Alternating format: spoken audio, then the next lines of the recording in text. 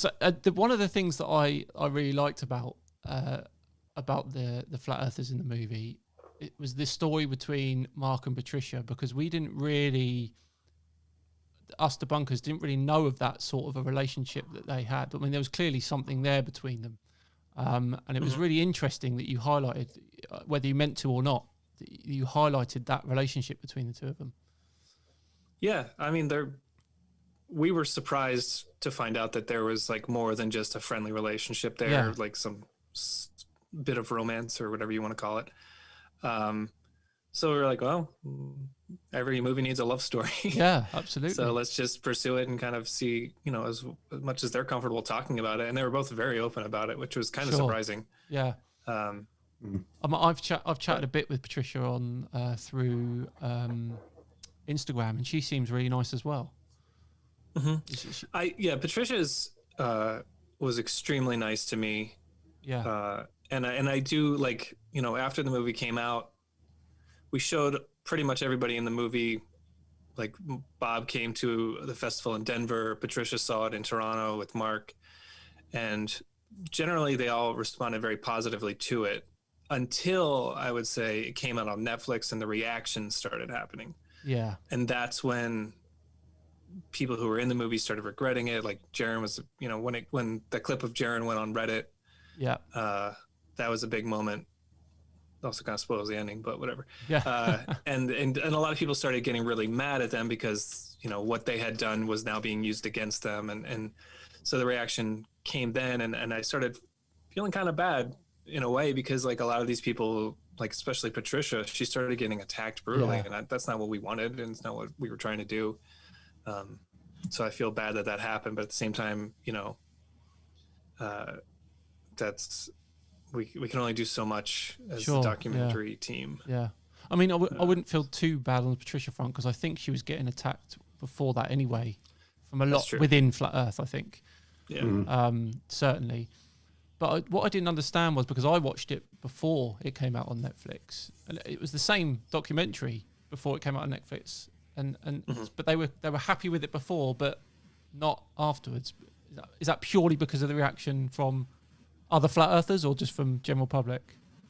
I think a mix of both. I think the Netflix, it was available on like Amazon and iTunes and all those other sites, but once it came on Netflix, I think it became just way more available, and if you already had Netflix, it was free to stream. So whatever, people were watching it more and started talking about it more. And I think once the conversation got larger and it kind of fell into like a more mainstream audience, then people would like link to it in response to Flat Earth videos and say like, oh, well, you guys proved yourselves wrong here. And that clip on Reddit, like I mentioned, like that was pretty big, and people using that as a reaction to like Bob or Jaren. And I think that started souring the relationship a bit, and just became,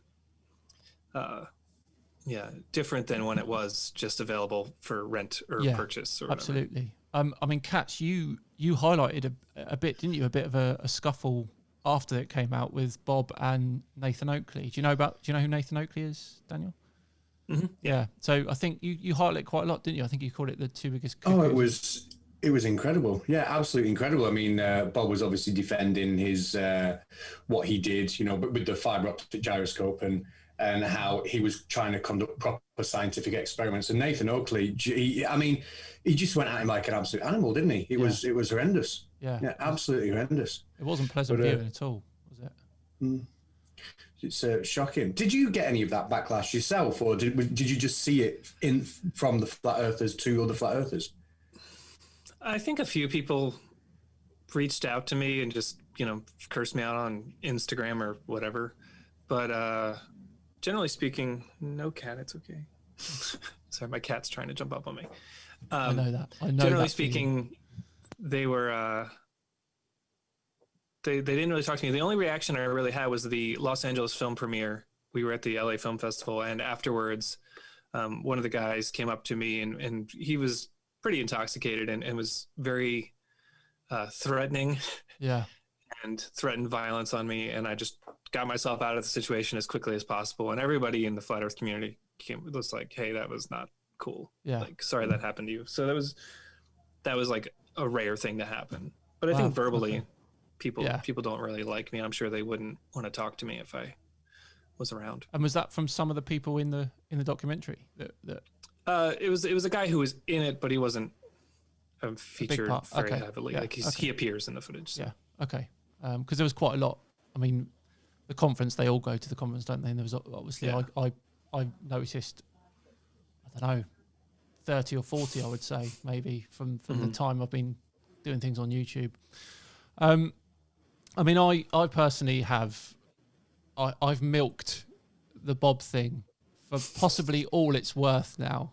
And seriously, I need to thank you for that, because I have made a meme out of it, and every time, 1 in 20 or 30 comments, someone will say at 15 degrees per hour. There's people called Bob Nerdell 15 degrees per hour on YouTube that it's completely blown up. And so I just wanted to give you a thank you for that, because I really milked it for all it's worth.